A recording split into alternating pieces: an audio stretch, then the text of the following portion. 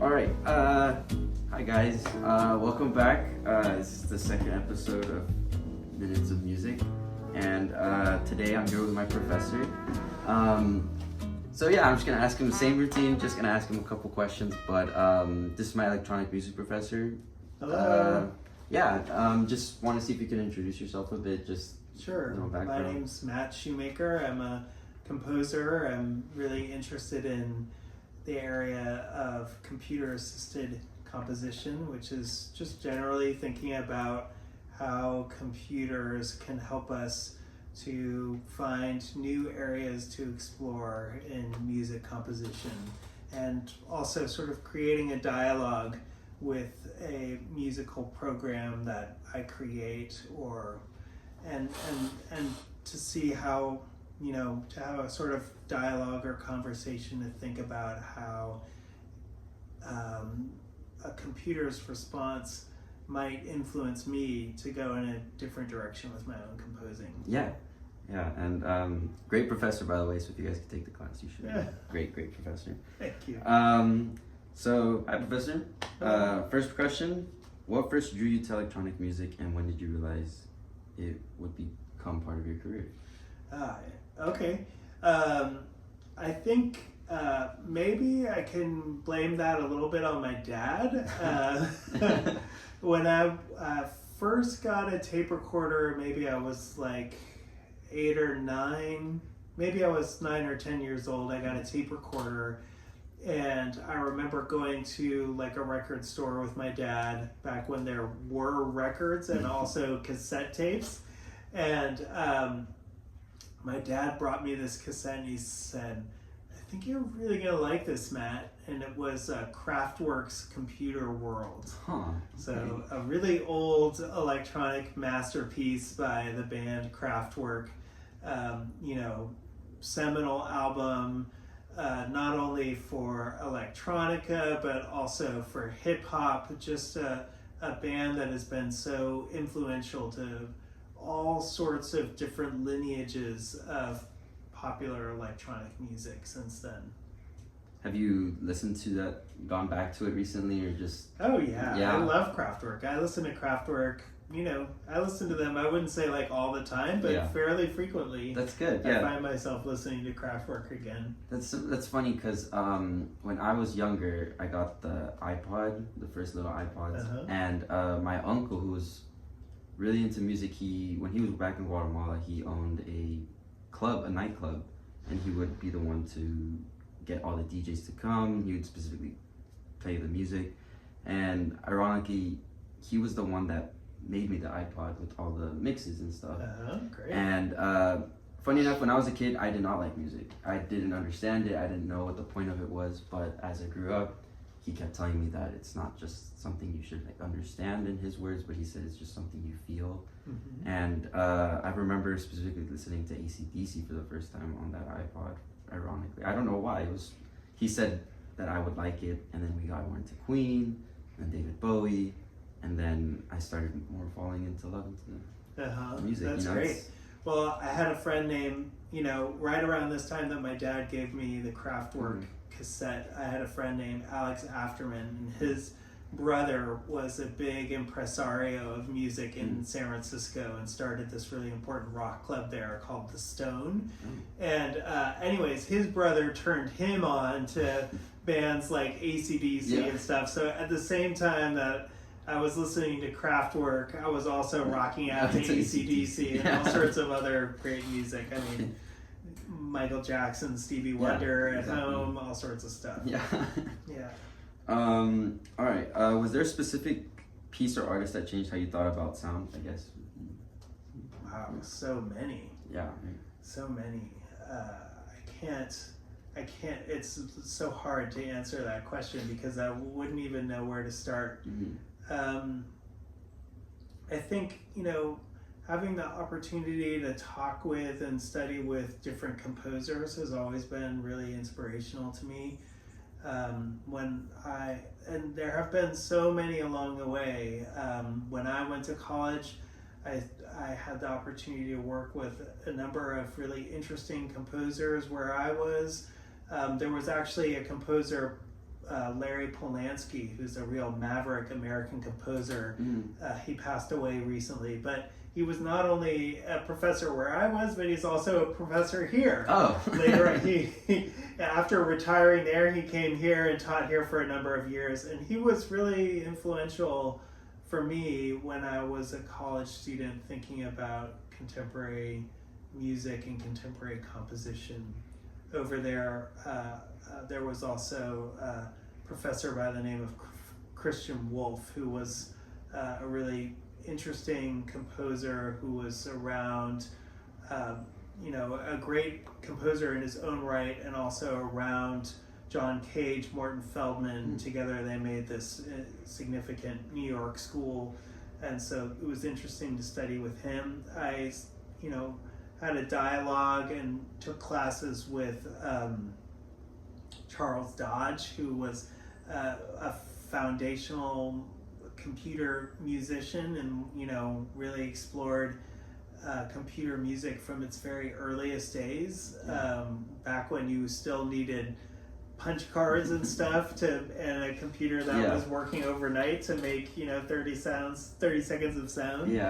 And that's always, so it's always, it's often been the case that dialogue with other composers is what's been really inspiring for me. Later on in life, I moved to Amsterdam and worked with a Dutch composer by the name of Louis Andriessen, who was someone who took kind of the spirit of Igor Stravinsky and combined it with aspects of minimalist music that had been going on, since Steve Reich and Philip Glass, and just his views on life and aesthetics were really important for me.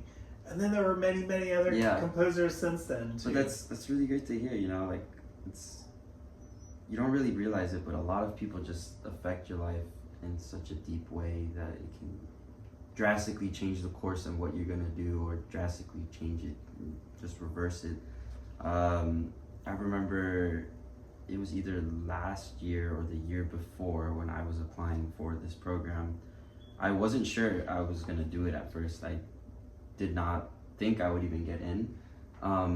But randomly enough, there was this guy who would always go into my job. I used to work at Best Buy, and he would come into my job and just start talking about these new musicians, and then he bought a DJ deck, and then it broke, and then he started explaining to me all these different pieces about it. And then I realized, I was like, you know what? This is what I want to do. Weirdly enough, I don't want to be working here for the future, but I do want to do something with music, because I've always felt like there's something there that I need to do for some reason. There's an itch I need to scratch, And I mean, I applied, and when I applied, I guess I thought maybe it was a joke, but then I got in, and then this drastically changes what I wanted to do. I went from maybe wanting to do a software engineer job at a corporate job, but now I want to do my own. That's really wonderful. Nice. Yeah, that's great. I'm excited to hear your to listen to different steps along your trajectory. Absolutely. And I don't think that as someone who's interested in electronic music, as someone who's interested in sort of a creative dialogue with algorithms, with computation, exploring computation in music, I wouldn't consider software programming and music composition to be worlds apart. I actually think that there are points where they can meet that are really interesting, and it could be interesting for you to explore that area as you move forward. So third question, when you start a new composition, what usually comes first? A concept, a sound, or just experimentation? All three separately. Okay. There's usually a concept. There's sort of an idea that's exciting me. I often also work by examining sound and thinking about sound, particular sounds in and of themselves, and in thinking about sounds, I'm also often sort of getting my hands dirty with them by using all sorts of different techniques to examine them, to transform them in different ways, and that's leading me towards the music. So, it's kind of interesting that all three are sort of happening at the same time. I think about one piece, one piece that I wrote. I have a number of pieces for astronauts who passed away in the service, and in these pieces, I think about sort of, I might have started as thinking about it as a memorial for an astronaut. Then I think about what the astronaut was engaged in, and one of them was a test pilot, and so that led me to the sound of the actual planes that he flew, and bringing that sound into the computer, transforming it in different ways, looking at the frequencies there and trying to think about harmonies that could come out of plane sounds. And so all this sort of comes together eventually to be a composition. That's really beautiful. And did you work with astronauts before, or is it just people you knew?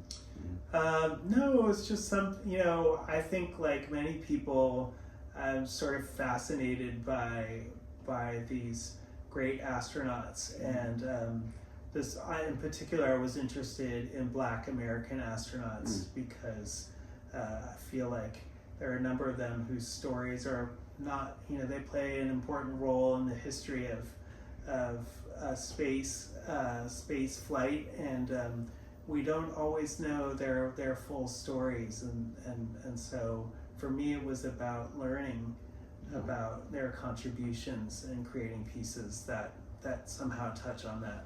It's really nice. And I guess following up with that question, how do you know when like a piece is finished? Always hard, right? Yeah. I think I sometimes time limits force you to finish something. Yeah. Other times you just know that it's finished. Sometimes you finish something and it's not until after you hear it performed that you realize, actually I want to change this little bit. Yeah. And you go back and you make some tweaks. So it's different for every piece. Yeah, that's fair. How about for you? How do you know when something's done? To be honest, when I'm making like the past compositions that we've had for class, it's been pretty hard because I've been wanting to add more, but then realize the time constraint. But then also, I kind of like to imagine myself being a new listener listening to this piece. So maybe just seeing how the song flows through how it plays out, and then at some point, if it feels too tiring or maybe just too long at some point, I know when to cut it and just fade it out and try to fit it into a nice ending, I guess. If that makes sense. Yeah, it's often about a sort of a deep listening. And I like that idea. Like you can often, as you're listening, you can hear when an idea is perhaps sort of on the edge of being exhausted. Like you have presented everything that you need to present about it, and it also tells you when you may need to change things up a little bit in a composition. Exactly. How has teaching electronic music influenced any of your current or past work? Well, I mean, I think I'm often surprised and excited and sort of inspired by different pieces that I hear by students. So there's, something will just really shine in any number of pieces that I hear from any assignment. And so, I'll get an idea for something that maybe I could apply on a piece that I'm working on, or I think about timbre in a slightly different way. Yeah. Like I get excited by a certain specific sound and realize that it might have some relevance in my own work. Yeah. And a lot of times it's through dialogue with students. you know, they show me where their passion is, and I see the reason for Mhm. it, and I get excited too, and it can help it can find its own sort of reflection in my own music sometimes. Yeah. That's really cool. Yeah, I've had a similar experience with. I don't know if there's a club on campus called, I forgot the name, but it's a music design club on campus as well. Mm. Some of my classmates are actually in that club as well. Oh, really? Like Gabe's in there too. Oh, nice. And I went to a few of their meetings, and I just heard like what they were trying to describe, and then I heard like new songs that they were making, and it got me really excited to like start getting more into like that acid type of electronic music, Mhm. so like more fast, upbeat, because I never really tried it. And I remember working in the studio that one time for Composition 1, and I made this quick little acid beat, and I was like, okay, I could keep this. And then I kept it, and I've been working on it recently, and it's just, I just think back to that club meeting, and it keeps just getting me inspired. Yeah. Again, the dialogue Mm-hmm. can lead to so much. Um, That's why it's important, in part, to sort of build, you know, to reach out and create a community Mhm. around yourself. You Yeah. know, of like-minded composers and musicians, because you're helping each other to move forward in your own art. also kind of gives new light to like stuff you've done before. Oh, absolutely, right? Do you think limitations help creativity or hurt it? I guess it depends on the limitations. I mean, I can't think of a situation where you're not limited. Mhm. Even if you're writing for orchestra, then you're like, oh, I'm writing for orchestra, but wouldn't it be great if I could also have, you know, Yeah. a synclavier or electronic music studio with it? Yeah. Sometimes you could do that, and then you're still missing a choir or something, you know. So there are always limitations, time limitations, and I do think that constraints can sort of galvanize you Mm-hmm. and help you to explore, help you to find a new region to explore Definitely. in sound and composition. So it's usually helping things. Yeah, definitely. I've it's not much of a constraint, but I've just been trying to. I look back at the comments you gave us for the compositions, and I've just been trying to do that for this recent composition, which has been interesting because I think I might just restart today. But I feel like it's been helping me understand it better, even though it doesn't feel like a constraint, but it feels like I'm pushing me more instead of what I was doing in the past. Okay. Mm-hmm. I don't know what what work you've done, but it's often the case also if you give it like a break for like a couple hours or even if a day, and then you come back to it, you have a new idea, you have an idea for a new direction you want to take it, but it's maybe the case that some of the materials that you have, you know, you don't need to get rid of them all. You can use some, you know, and still move in a new direction if you want. So just be open to that idea. Yeah, that's it. You may need to restart if you really feel like you want to, but it may be the case that you can bring some materials over even to this new direction. Yeah. This might be a broad question, but what excites you most about the future of electronic music?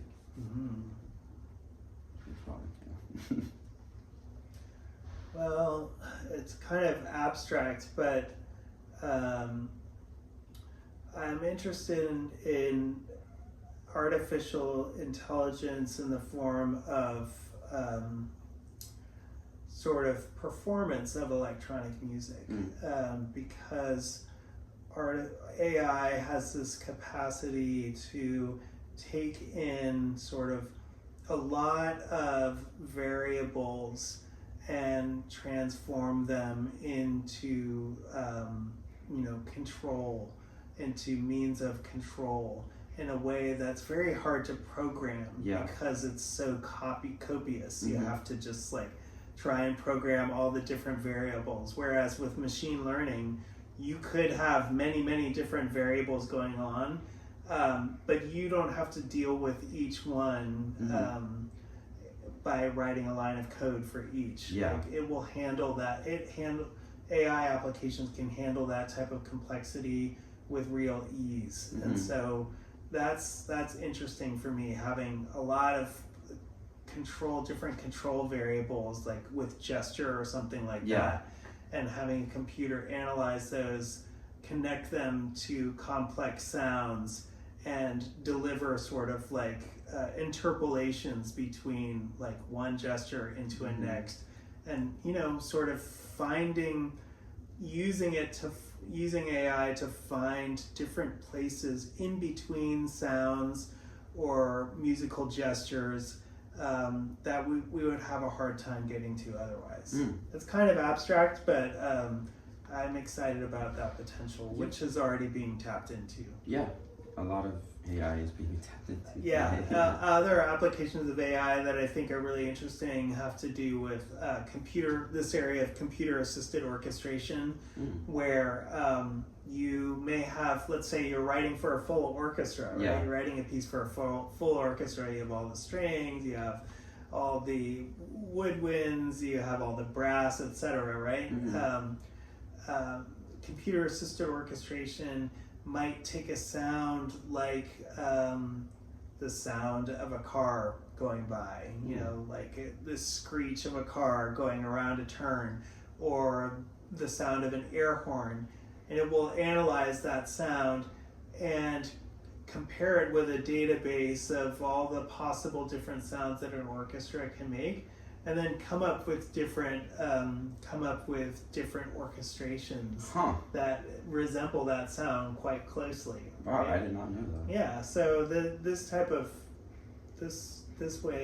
way of dealing with complexity can lead to really interesting results in the area of gesture being applied to electronic music, and in the area of sort of computer-assisted orchestration. Wow, I did not know that. That blew my mind. That's really cool. Yeah. I think people are just getting started in this area. Yeah. But I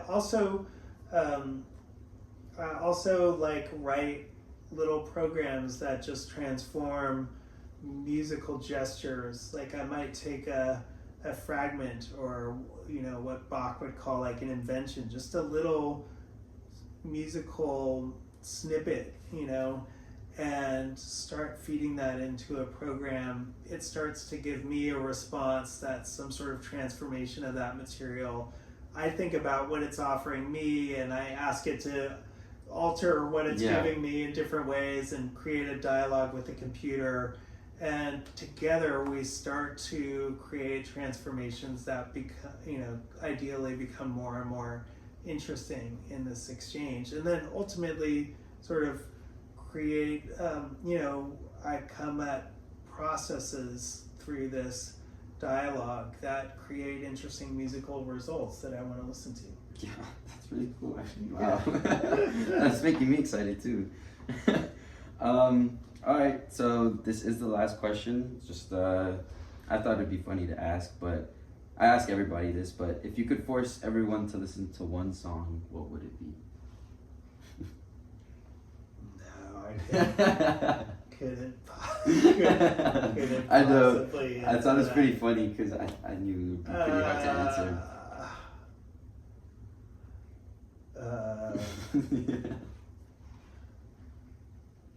Wow. I don't know. Or maybe a specific... Hold on, let me think for a minute.